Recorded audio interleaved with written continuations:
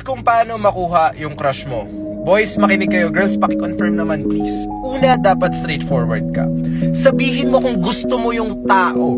Huwag ka nang magpatorpe-torpe pa, huwag ka nang magpaligoy-ligoy pa dahil mauunahan ka lang pagpabagal-bagal ka. Kaya kung gusto mo, sabihin mo na, huwag mo nang patagalin, okay lang yan.